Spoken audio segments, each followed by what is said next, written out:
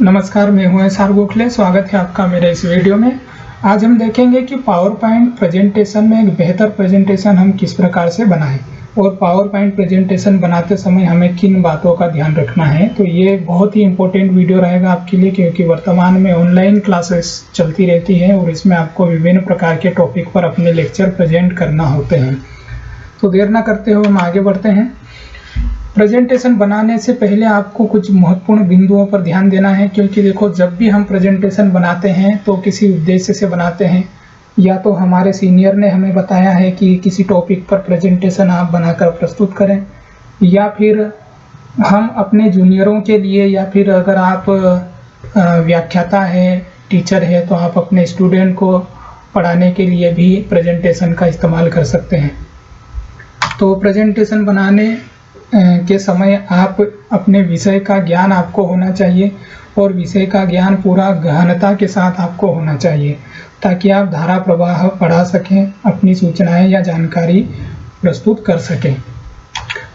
श्रोताओं का भी आप चयन करें, क्योंकि आप जिनके सामने प्रेजेंटेशन प्रस्तुत कर रहे हैं उनका जो मानसिक स्तर है वह भी आप समझेंगे तो बहुत अच्छा होगा, क्योंकि उन्हीं के अकॉर्डिंग आपको महत्वपूर्ण कीवर्ड का इस्तेमाल करना होता है और उसके संबंध में आपको जानकारी प्रेजेंट करने में आपका आत्मविश्वास और ज़्यादा बेहतर होगा, कॉन्फिडेंस लेवल बढ़ेगा। हर समय सीमा आपकी होनी चाहिए, ताकि जो प्रेजेंटेशन प्रस्तुत हम करते हैं बीच बीच में क्वेश्चंस भी आते हैं श्रोताओं के, स्टूडेंट के, तो उनको भी आपको क्लियर करना होता है। तो उसी के अकॉर्डिंग आपको समय भी निर्धारित करना होता है, उसको ध्यान में रखकर प्रेजेंटेशन बनाएं। इसका अभ्यास करें। प्रेजेंटेशन प्रस्तुत करने से पहले आप इसकी ड्राई प्रैक्टिस करें।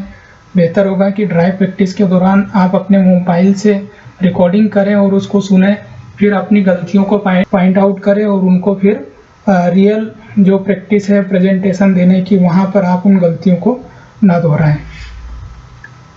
इसके बाद विषय के महत्वपूर्ण बिंदुओं को चुनें और उसको कीवर्ड में प्रयोग करें।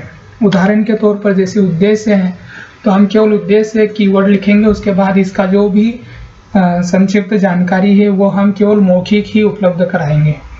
अधिकतर ऐसा होता है कि अगर हमने सारा मटेरियल प्रेजेंटेशन में डाल दिया तो या तो हमको बहुत ज़्यादा स्लाइडें बनानी पड़ेगी और उसमें काफ़ी ज़्यादा समय हो जाएगा, और श्रोता भी जो है कि आपकी बातों पर कम ध्यान देंगे और प्रेजेंटेशन में जो लिखा हुआ है उसको पढ़ने में समय गंवाएंगे। और अधिकतर ऐसा होता है कि अगर आपने किसी स्लाइड पर कोई ज़्यादा मटेरियल डाल दिया और आप समय को ध्यान में रखते हुए नेक्स्ट स्लाइड पर जाते हैं, तो श्रोता बीच में कमेंट करके बोलते हैं कि एक बार पुनः हमें पिछली स्लाइड दिखाएं। तो इन सब चीज़ों से बचने के लिए आप केवल कीवर्ड का इस्तेमाल करें और उस पर फिर ब्रीफ जो नोट्स है वो केवल आप मौखिक उनको बताएं। परिभाषाएं हैं, इनको भी आप कीवर्ड में ही लिखें। विशेषताएं हैं तो ये आप बुलेट पॉइंट में लिख सकते हैं, विशेषताएं बिंदुवार लिख सकते हैं, और अंत में संक्षेप जो आता है वह भी आप कीवर्ड के माध्यम से लिखें और फिर उसको अपने मौखिक समझाएं। तो इस तरीके से आप प्रेजेंटेशन को और बेहतर बना सकते हैं। आगे बढ़ते हैं। कुछ ऐसी जानकारियां जो आप श्रोताओं को विस्तृत रूप से बताना चाहते हो तो उसे एक या अधिक पैराग्राफ में भी आप प्रस्तुत कर सकते हैं।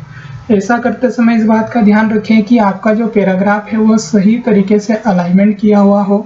प्रेजेंटेशन में सबसे बेहतर होता है सेंटर अलाइनमेंट या फिर जस्टिफाई अलाइनमेंट। अब हम देखेंगे कि किस तरह से हम अपने पैराग्राफ को अलाइनमेंट करते हैं। मान लीजिए ये जो मैंने पैराग्राफ लिखा है, इसको हम या तो यहाँ से सेंटर अलाइनमेंट करेंगे, तो इस तरह से आप देख पा रहे होंगे कि हमारा प्रेजेंटेशन और बेहतर हो गया है। साथ ही साथ इसको अगर जस्टिफाई कर देंगे तो ये दोनों तरफ से इसका अलाइनमेंट बराबर हो जाएगा। तो इस तरीके से हम अपने पैराग्राफ का अलाइनमेंट कर सकते हैं। आगे बढ़ते हैं। एनिमेशन का आप प्रयोग कर सकते हैं, जिस प्रकार से मैंने यहाँ पर एनिमेशन कंटेंट में डाले हुए हैं, कीवर्ड में डाले हुए हैं, ऐसे आप एनिमेशन डाल सकते हैं किस प्रकार से वो प्रेजेंट हो रहे हैं। साथ ही साथ स्लाइड ट्रांजैक्शन का भी प्रयोग कर सकते हैं। जैसे आपने अभी देखा कि मैं एक स्लाइड से दूसरी स्लाइड पे गया, आगे मैंने जैसे ही स्लाइड बढ़ाई थी तो एक विजुअल इफेक्ट आपको दिखाई दिया था, तो यह था स्लाइड ट्रांजैक्शन। स्लाइड ट्रांजैक्शन आप से सेट करेंगे। आप यहाँ पर ये सारी स्लाइड को एक साथ सिलेक्ट कर लीजिए। सिलेक्ट ऑल करने के बाद यहाँ पर ट्रांजैक्शन में जाएंगे तो आप किसी भी एक को आप यहाँ पर चयन कर सकते हैं। चयन करने के बाद ये तो एक साथ सभी का एक जैसा हो गया। आप चाहे तो अल्टरनेट भी सिलेक्ट करके उनमें एक अलग से भी सिलेक्शन आप डाल सकते हैं। फोटो या चार्ट भी आप इंसर्ट कर सकते हैं अपने टॉपिक के अकॉर्डिंग, जो भी आप महत्वपूर्ण जानकारी उपलब्ध कराना चाह रहे हो, क्योंकि अगर हम उसमें फ़ोटो भी इंसर्ट करेंगे तो वो हमारे प्रेजेंटेशन को और भी रचनात्मक बनाता है। अगर कोई डेटा आपको शो कराना है तो इसके लिए आप चार्ट का भी इस्तेमाल कर सकते हैं। चार्ट भी वहाँ पर इंसर्ट कर सकते हैं। विभिन्न प्रकार के चार्ट है। आप इंसर्ट टैब में जाएंगे तो बहुत सारे चार्ट आपको दिखाई देंगे। प्रेजेंटेशन में आप छोटा सा वीडियो भी इंसर्ट कर सकते हैं, बड़ा भी कर सकते हैं, उसमें कोई लिमिट नहीं है, लेकिन आप उन वीडियो को भी इंसर्ट कर सकते हैं जिससे कि हम और बेहतर तरीके से प्रेजेंटेशन को प्रस्तुत कर पाएँ।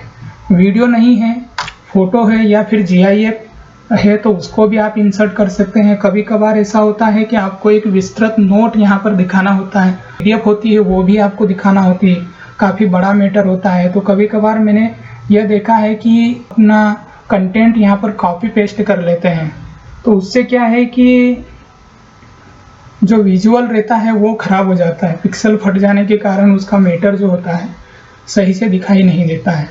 तो ऐसे मामलों में आप हाइपरलिंक का भी प्रयोग कर सकते हैं। जैसे मैंने यहाँ पर PDF के लिए हाइपरलिंक का उपयोग किया है। आप देख रहे होंगे राइट सेक्शन बॉटम में यहाँ पर PDF लिखा। जैसे ही मैं कर्सर लेके आता हूँ तो एक यहाँ पर इंडिकेशन देता है।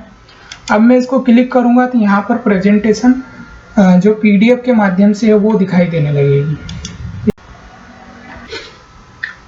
एक और चीज़ आप यहाँ पर देख सकते हैं कि आप स्लाइड में स्लाइड नंबर का भी इंसर्ट यहाँ पर कर सकते हैं। स्लाइड नंबर इंसर्ट करने के लिए आप देख सकते हैं कैसे इंसर्ट करेंगे, मैं यहाँ पर आपको दिखाना चाहूँगा। सबसे पहले आप आएंगे व्यू सेक्शन में और इसके बाद आप स्लाइड मास्टर पर क्लिक करें, तब आपको कुछ इस प्रकार से लेआउट दिखाई देगा।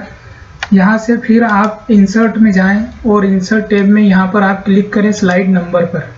तो स्लाइड नंबर में इस तरीके से पॉपअप विंडो दिखाई देगी। यहाँ पर आप क्लिक करें तो स्लाइड नंबर आपको दिखाई देगा। यहाँ पर देखो हाईलाइट हो रहा है, इसको अनचेक करूँगा तो फिर से ये इस तरह से दिखाई दे रहा है। कुल मिलाकर स्लाइड नंबर आपको यहाँ पर ये दिखाई देगा। तो हम अप्लाई करेंगे सभी स्लाइड पर, अप्लाई टू ऑल कर देंगे और इसको किस कलर में हमें दिखाना है वो भी आप यहाँ से फॉर्मेट चयन कर सकते हैं। होम पर जाकर आप इसको बोल्ड कर दीजिए और जो इसका वर्ड है उस थोड़ा सा कलर में आप चयन कर सकते हैं। इसके बाद स्लाइड मास्टर पे आकर इसको क्लोज कर दीजिए। तो ये सभी पर अप्लाई हो जाएगा। आप देख पा रहे होंगे ये 5 नंबर की स्लाइड यहाँ पर दिखाई दे रही है। जैसे मैं आगे बढ़ता हूँ तो 6 नंबर, इस तरीके से आप स्लाइड नंबर भी डिसाइड कर सकते हैं। तो ये कुछ महत्वपूर्ण जानकारियाँ थी। अंत में आप थैंक यू बहुत अच्छी तरीके से लिखें और अपना चाहे तो कॉन्टैक्ट नंबर भी लिख सकते हैं ताकि किसी की कोई क्वेरीज वगैरह होगी तो वो आपको संपर्क करके क्लियर कर पाएंगे। और जिस प्रकार मैंने यहाँ पर अपना नंबर दे रखा है, आपको प्रेजेंटेशन कैसी लगी इस संबंध में मुझे कमेंट करके ज़रूर बताएं। वीडियो को लाइक भी करें। अन्य अगर कोई प्रश्न हो, कोई क्वेरीज वगैरह हो आपकी तो मुझे संपर्क करके कभी भी अपने डाउट क्लियर कर सकते हैं। Thank you for watching.